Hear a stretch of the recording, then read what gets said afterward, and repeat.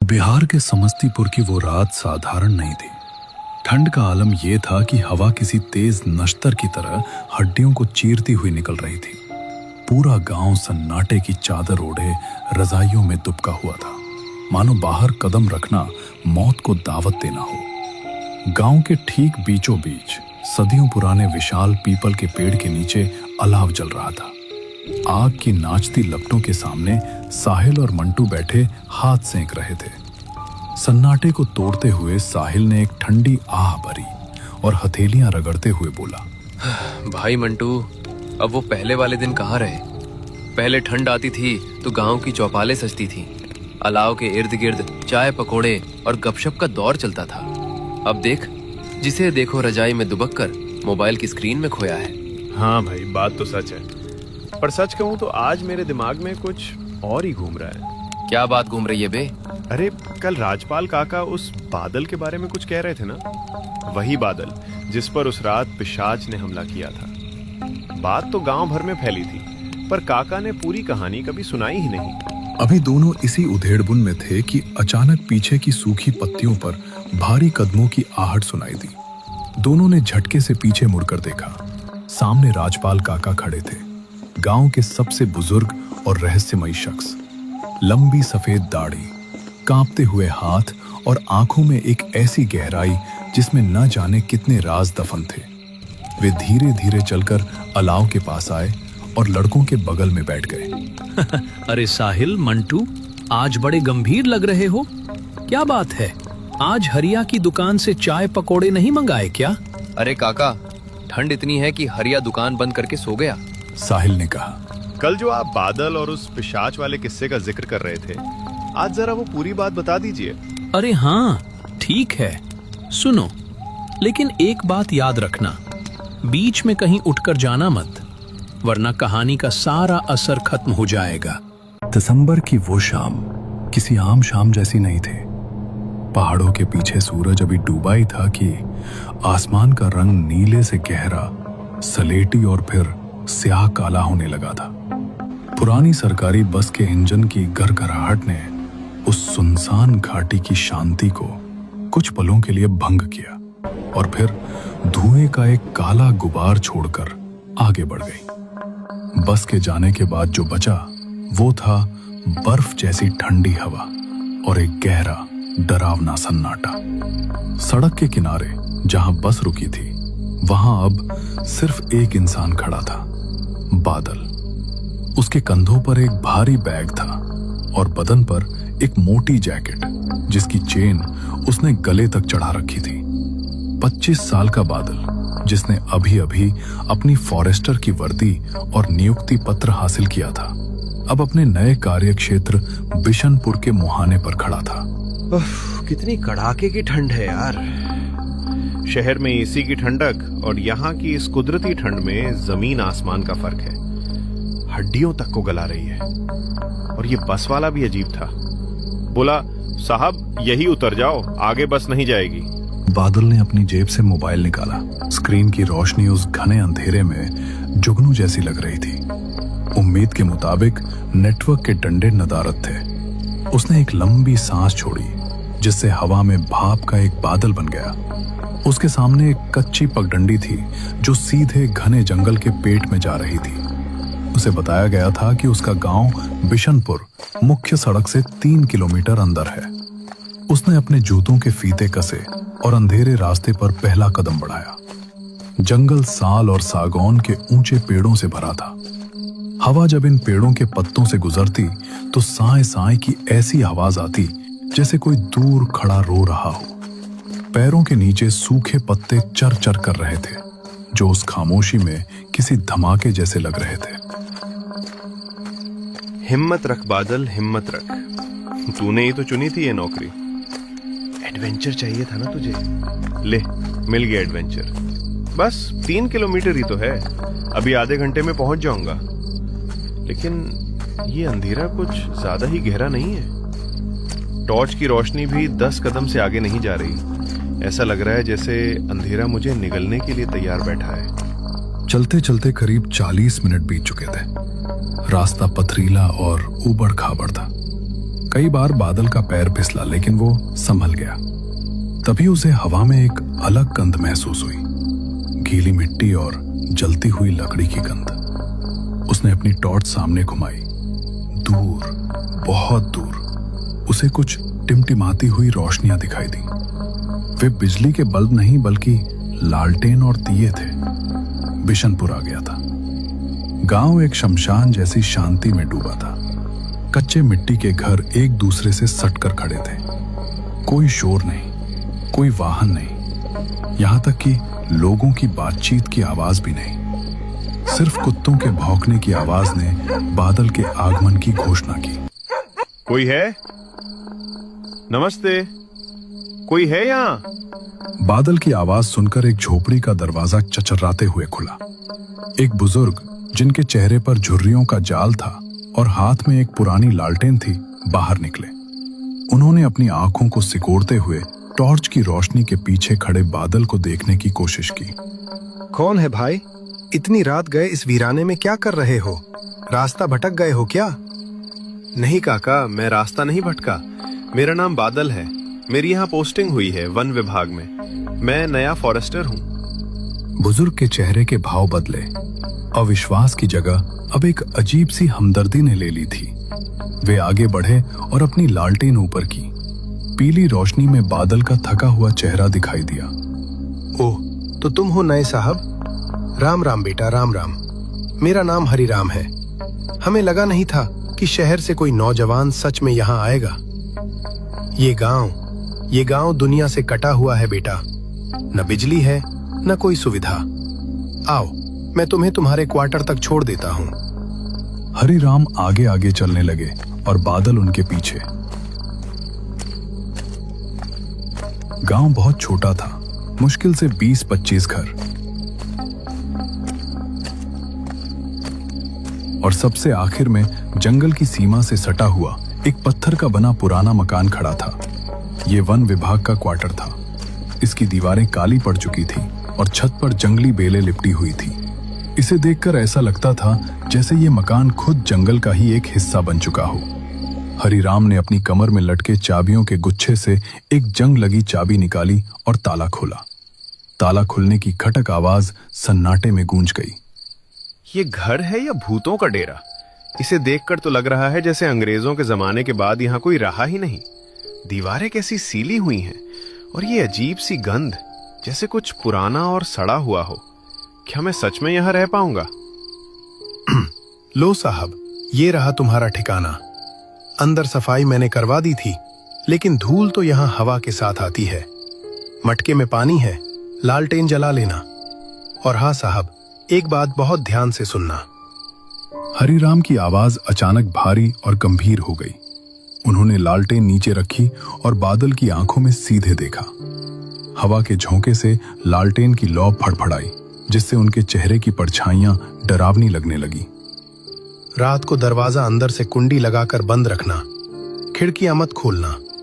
और अगर जंगल की तरफ से कोई आवाज आए, कोई रोने की आवाज या तुम्हारा नाम पुकारे, तो भूल कर भी बाहर मत जाना। ये जंगल दिन में जितना शांत है, रात में उतना ही अलग है। काका, आप भी क्या डरा रहे हैं? जानवर ही तो होंगे। हम वन विभाग वाले हैं, जानवरों से क्या डरना? जानवर होते तो मैं डंडा लेकर सोने को कहता साहब, पर यहां बात कुछ और है। खैर, तुम थके होगे, आराम करो, सुबह मिलते हैं। हरिराम मुड़े और अंधेरे में ओझल हो गए। बादल अब उस पुराने, ठंडे और अनजान घर में बिल्कुल अकेला था। उसने अंदर जाकर अपना बैग पटका, माचिस जलाकर कमरे में रखी एक मोमबत्ती जलाई। हल्की पीली रोशनी ने कमरे के कोनों में छिपे अंधेरे को और भी गहरा कर दिया। बादल ने खिड़की के पास जाकर बाहर देखा।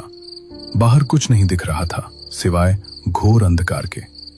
ऐसा लग रहा था मानो पूरी दुनिया खत्म हो चुकी हो और सिर्फ ये कमरा बचा हो। ठंड बढ़ गई थी। उसने कमरे के कोने में बनी पुरानी अंगीठी में कुछ लकड़ियां डाली और आग जलाई। बेकार ही काका की बातों पर ध्यान दे रहा हूँ। गांव के लोग हैं, वही पुरानी कहानियां और वहम। कोई नाम पुकारे तो बाहर मत जाना। भला जंगल में कौन मेरा नाम जानेगा? बस मुझे इस सन्नाटे की आदत डालनी होगी। कल सुबह उठकर सब ठीक कर लूंगा। बादल अंगीठी के पास बैठकर अपने हाथ तापने लगा। आग की लपटों ने उसे थोड़ी राहत दी। उसकी आंखों में नींद का भारीपन आने लगा था। तभी जंगल की तरफ से एक आवाज आई। हवा की सरसराहट के बीच बहुत धीमी लेकिन स्पष्ट आवाज, जैसे कोई सूखी पत्तियों पर भारी कदमों से चल रहा हो और धीरे धीरे क्वार्टर की तरफ बढ़ रहा हो। बादल की नींद एक झटके में उड़ गई। वो सीधा होकर बैठ गया। उसने अपनी सांसें रोक लीं ताकि बाहर की आवाज सुन सके। आवाज अब और करीब आ गई थी और फिर कदमों की आवाज रुक गई, ठीक दरवाजे के बाहर। अब सन्नाटा इतना गहरा था कि बादल को अपनी ही धड़कनें कानों में सुनाई दे रही थी। उसने दरवाजे की कुंडी की तरफ देखा। क्या उसने उसे ठीक से बंद किया था? तभी दरवाजे पर एक बहुत ही हल्की दस्तक हुई। बादल का खून जम गया। हरिराम की चेतावनी उसके दिमाग में गूंजने लगी। इस सुनसान जंगल में इतनी रात गए उसके दरवाजे पर कौन हो सकता था? बाहर जंगल का सन्नाटा अब जानलेवा लग रहा था। अंगीठी में जल रही लकड़ी के चटकने की आवाज भी अब किसी धमाके जैसी महसूस हो रही थी। बादल का शरीर अकड़ गया था। उसकी नजरें उस पुराने दीमक लगे लकड़ी के दरवाजे पर गड़ी थी। दरवाजे के नीचे से आती ठंडी हवा उसके नंगे पैरों को छू रही थी, लेकिन उसे ठंड का एहसास नहीं हो रहा था। उसे सिर्फ डर लग रहा था। शांत रह बादल, शांत। शायद हवा होगी या कोई पेड़ की टहनी टकराई होगी, लेकिन टहनी खटखटाती नहीं है। और हरिराम काका ने क्या कहा था? दरवाजा मत खोलना। लेकिन अगर कोई मुसीबत में हो तो? अगर खुद हरिराम काका वापस आए हो तो? बादल ने अपनी सूखी हुई जीभ को होठों पर फेरा। उसने हिम्मत जुटाकर लड़खड़ाती हुई आवाज में पूछा, कौन है? कौन है वहां? जवाब में पहले कुछ पल खामोशी रही। इतनी गहरी खामोशी कि बादल को लगा शायद उसका वहम था। वो राहत की सांस लेने ही वाला था कि तभी दरवाजे के बिल्कुल करीब से एकदम सट कर एक आवाज आई। आवाज दबी हुई थी, जैसे कोई होठों को दरवाजे की दरार से सटाकर बोल रहा हो। साहब, मैं हूं हरिराम। बादल के कंधों से बोझ उतर गया। एक पल के लिए डर झुंझलाहट में बदल गया। धत तेरे की, मैं भी ना बेकार में डर रहा था। काका ही हैं, शायद कुछ भूल गए होंगे। उफ, मेरी जान ही निकाल दी थी। उसका हाथ लोहे की भारी कुंडी पर गया। वो उसे खोलने ही वाला था कि अचानक उसका हाथ हवा में रुक गया। एक अजीब सा विचार, एक ठंडी सिहरन उसके दिमाग में कौंधी। अभी हरिराम काका को गए हुए मुश्किल से 10 मिनट हुए थे। जब वे गए थे तो उनके हाथ में लालटेन थी और पैरों में भारी जूते थे जो पत्थरों पर खट-खट बज रहे थे। लेकिन इस बार बाहर आने वाले के कदमों की कोई आवाज नहीं आई थी। वो इतनी खामोशी से दरवाजे तक कैसे पहुंच गया? काका, इतनी रात गए, सब ठीक तो है? हाँ साहब, वो मेरी लालटेन बुझ गई। माचिस चाहिए थी। बहुत अंधेरा है साहब, दरवाजा खोलो। बादल की भवें तन गई। आवाज हरिराम काका की ही लग रही थी, लेकिन उसमें कुछ अलग था। हरिराम की आवाज में बुढ़ापे की खड़खड़ाहट और कंपन था, लेकिन ये आवाज एकदम सपाट थी। इसमें भावनाओं की कमी थी, जैसे कोई तोता किसी की नकल उतार रहा है। और सबसे बड़ी बात, जब हरिराम उसे छोड़कर गए थे तो उन्होंने कहा था कि अंधेरा हो जाए तो मैं भी घर से नहीं निकलता। फिर वो लालटेन बुझने पर वापस क्यों आएंगे? वो तो गांव के पास ही थे, वापस अपने घर चले जाते। बादल ने कुंडी से हाथ हटा लिया। वो पीछे हटा। काका, माचिस तो नहीं है मेरे पास, आप सुबह ले लेना। झूठ मत बोलो बादल, मैंने देखा था, तुमने मोमबत्ती जलाई थी। तुम्हारे पास माचिस है। दरवाजा खोलो, ठंड लग रही है। बादल का खून जम गया। बाहर खड़े शख्स ने उसे साहब नहीं कहा, उसने उसका नाम लिया, बादल। हरिराम ने उसे पूरे समय साहब कहा था और ये चीज जानती थी कि उसने मोमबत्ती जलाई है। इसका मतलब वो खिड़की से देख रहा था। बादल की नजर झटके से कमरे की छोटी खिड़की की तरफ गई। खिड़की पर कोई पर्दा नहीं था, बस काला अंधेरा था, लेकिन उसे महसूस हुआ कि उस अंधेरे में कोई उसे देख रहा था। तुम हरिराम नहीं हो, चले जाओ यहां से, मैं दरवाजा नहीं खोलूंगा। अचानक दरवाजा जोर से हिल गया, जैसे किसी ने बाहर से पूरी ताकत से धक्का मारा हो। पुराने कब्जे चरमरा उठे, धूल और मिट्टी छत से झड़कर नीचे गिरने लगी। बादल, बादल, खोल दे, जंगल बुला रहा है, खोल दे। बाहर सन्नाटा छा गया। यह सन्नाटा पहले से भी ज्यादा भारी था।